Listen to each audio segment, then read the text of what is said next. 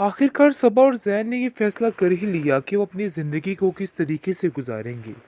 वो साफ साफ कह देता है कि बस मेरा यही फैसला है कि अब जो कुछ होगा मेरी मर्ज़ी के साथ ही होगा। लेकिन जी आप देखेंगे कि सबा भी यही सब कुछ चाहती है, क्योंकि वो अपने गुस्से में इस कदर अंधे हो चुके हैं कि उन लोगों को कुछ समझ नहीं आ रही और उन लोगों को ऐसा लग रहा है कि जैसे यही सब कुछ ठीक है। पर काफ़ी ज़्यादा परेशानी बन चुकी है। हर तरफ टेंशन रुसवाई ने एक जान खा रखी है कि आखिर ये सारा क्या मामला है। लेकिन आप देखेंगे कि मिन्नाहिल इस बात पर अटक चुकी है और कहती है कि मैं एक दफ़ा इन लोगों को सबक ज़रूर सिखाना चाहती हूँ, क्योंकि ये लोग जिस टोन में मेरे से बात करते हैं ना, ये बात मुझसे बिल्कुल भी बर्दाश्त नहीं होती। और मैं इन लोगों को ये बताना चाहती हूँ कि वो घर इनकी मलकियत नहीं है। जिस तरीके से मुझे धिक्के देकर उस घर से हर बार जलील करके निकाला जाता है, लेकिन अब ऐसा कुछ भी नहीं होगा। ज़ाहरा अपनी माँ से बड़ी चालाकी के साथ कहती है कि आप जानती तो हैं ये घर मिनाहिल का है, फिर आप उसके बावजूद उससे इस टोन में कैसे बात कर सकती हैं? ये सारी बातें मुझे आपकी समझ नहीं आ रही कि आखिर आप क्या करना चाहती हैं? जिसको सुनकर साफ-साफ ज़ाहरा को वो कहती है कि बात तो तुम्हारी बिल्कुल ठीक है। ऐसा ना हो कि वो बहुत जल्द धिक्के देकर हमें घर से बाहर निकाल दे, क्योंकि मामलात ये जो हैं ये सारे ऐसे ही नज़र आ रहे हैं। इसलिए हमें उसके साथ बना के रखनी होगी। और नरगिस को कॉल करती है और कहती है कि मुझे तो अफ़सोस इस बात का हो रहा है कि मिनाहिल तो इस बात का गुस्सा ही कर गई। उसको तो अंदाज़ा भी नहीं हुआ कि हम लोग उससे कितना प्यार करते हैं। अरे भाई, गुस्से में अगर मैंने 2 बोल बोल ही दिए थे तो इसका मतलब ये था कि वो इस तरह की हरकतें करती। मुझे तो इस चीज़ का यकीन ही नहीं आ रहा कि आखिर वो ऐसा कैसे कर सकती है। बहुत ज़्यादा परेशान हो चुकी है वो, क्योंकि वो जानती है कि ये सारा मामला ऐसे नहीं छुपने वाला। अब उसको इस बारे में कोई ना कोई इक़दामात करने होंगे, जिसकी वजह से वो अपनी नई चाल की तरफ जा रही है कि आखिर उसे क्या करना है। ज़्यादा गड़बड़ हो चुका है।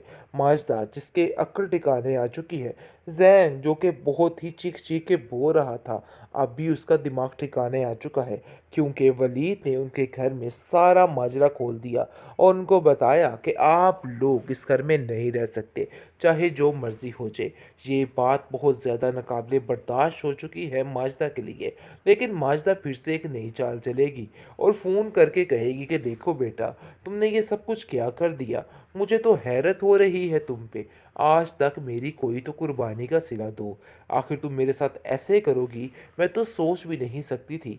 जिसको सुनकर वो कहती है कि आप किस कुर्बानी की बात कर रही हैं? सारी ज़िंदगी तो मैं कुर्बानियाँ देती रही हूँ और इस चीज़ का शायद आपको अंदाज़ा भी है, और जानबूझकर आप ये सब कुछ करने की कोशिश कर रही हैं। वलीद जो कि काफ़ी परेशान है मिनाहिल के लिए, उसको कहता है कि तुम इन मामलों में मत पड़ो। अब ये मेरा मामला है और मैं ही सुलझाऊँगा।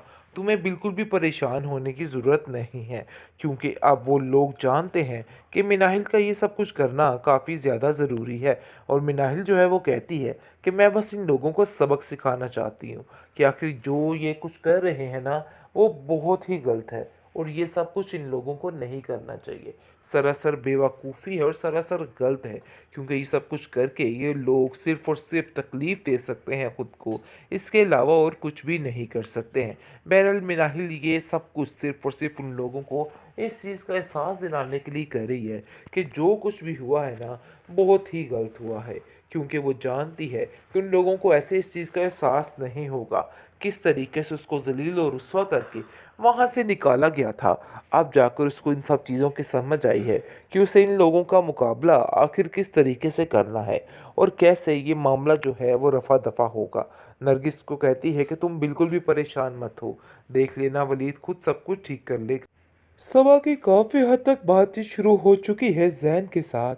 दिन रात बस उसके साथ ही फ़ोन पर शुरू हो जाती है और उसको बार बार मिनाहिल का जिक्र करके परेशान करती है, जिस पर वो कहता है कि अरे भाई, मिनाहिल के जिक्र को ना ही छेड़ो तो बेहतर है। मैं उसका नाम तक लेना पसंद नहीं करता, तो मैं चाहता हूँ कि उसका जिक्र भी ना किया जाए। जिसको सुनकर वो कहती है कि तुम्हारे माजी का हिस्सा तो वो रह चुकी है, इस बात से तुम आखिर कैसे जान छुड़वा सकते हो? लेकिन जी आप देखेंगे कि ज़ैन उसको साफ-साफ मना करता है कि मिनाहिल का आइंदा से कोई ज़िक्र नहीं होगा। मैं उससे शदीद नफ़रत करता हूँ। तो बेहतर यही है कि उसका किस्सा यहीं पे बंद कर दिया जाए। ज़ारा ये सारा माजरा देख के काफ़ी हैरान होती है और अपने भाई से कहती है कि आखिर ये क्या तमाशा चल रहा है, मुझे तो कुछ समझ नहीं आ रही। आखिर ये सारा चक्कर क्या है और क्या नहीं, क्या आप मुझे बता सकते हैं? जिस पर ज़ैन उसको कहता है कि अरे भाई, तुम्हें कुछ भी टेंशन लेने की ज़रूरत नहीं है और बेहतर यही है कि तुम इस बारे में मत सोचो, क्योंकि तुम्हारा सोचना बिल्कुल बेफजूल है। जिस पर ज़ारा कहती है कि अगर मैं अपनी ज़िंदगी में सुकून नहीं ले सकती ना, तो मैं आप लोगों को भी सुकून नहीं लेने दूंगी। तो इसलिए बेहतर यही है कि आप लोग भी जो कुछ करना चाह रहे हैं ना, अपने जहनों से निकाल दीजिए, क्योंकि मैं भी आप लोगों को अब ऐसे सुकून नहीं लेने दे सकती। दूसरी तरफ जी आप देखेंगे कि नरगिस काफ़ी ज़्यादा परेशान है मिनाहिल को देख देख के, क्योंकि मिनाहिल इस बात का रोना लेके बैठ गई है कि मैं कुछ गलत तो नहीं कर रही, मुझे उन लोगों से ये अपना हक लेना चाहिए कि नहीं लेना चाहिए। जिसको सुनकर साफ साफ कहती है कि अरे भाई देखो, तुम अपना हक ही ले रही हो, इसलिए तुम्हें परेशान होने की कोई ज़रूरत नहीं है। तुम्हें जो कुछ करना है अपनी मर्ज़ी के साथ करना है। और वैसे भी उन लोगों को इस चीज़ का एहसास होना चाहिए, जो एहसास वो दिल से बुलाए बैठे हैं। अब उनको इस चीज़ का एहसास दिलाओ कि आखिर ये सब कुछ क्या है, क्योंकि मामला काफ़ी ज़्यादा गड़बड़ हो चुका है। माजदा जिसके अक्ल ठिकाने आ चुकी है, जैन जो कि बहुत ही चीख चीख के बो रहा था, अब भी उसका दिमाग ठिकाने आ चुका है, क्योंकि वलीद ने उनके घर में सारा माजरा खोल दिया और उनको बताया कि आप लोग इस घर में नहीं रह सकते, चाहे जो मर्ज़ी हो जाए।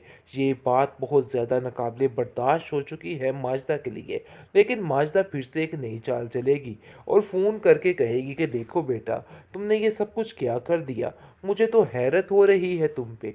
आज तक मेरी कोई तो कुर्बानी का सिला दो, आखिर तुम मेरे साथ ऐसे करोगी, मैं तो सोच भी नहीं सकती थी। जिसको सुनकर वो कहती है कि आप किस कुर्बानी की बात कर रही हैं, सारी ज़िंदगी तो मैं कुर्बानियाँ देती रही हूँ और इस चीज़ का शायद आपको अंदाज़ा भी है, और जानबूझकर आप ये सब कुछ करने की कोशिश कर रही हैं। वलीद जो कि काफ़ी परेशान है मिनाहिल के लिए, उसको कहता है कि तुम इन मामलों में मत पड़ो, अब ये मेरा मामला है और मैं ही सुलझाऊंगा।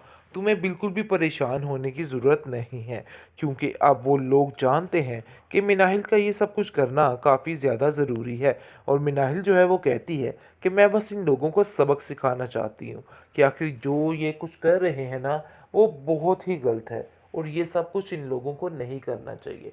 सरासर बेवकूफ़ी है और सरासर गलत है, क्योंकि ये सब कुछ करके ये लोग सिर्फ़ और सिर्फ तकलीफ़ दे सकते हैं ख़ुद को, इसके अलावा और कुछ भी नहीं कर सकते हैं। बहरहाल मिनाहिल ये सब कुछ सिर्फ़ और सिर्फ उन लोगों को इस चीज़ का एहसास दिलाने के लिए कर रही है कि जो कुछ भी हुआ है ना, बहुत ही गलत हुआ है, क्योंकि वो जानती है कि उन लोगों को ऐसे इस चीज़ का एहसास नहीं होगा किस तरीके से उसको ज़लील और रुस्वा करके वहाँ से निकाला गया था।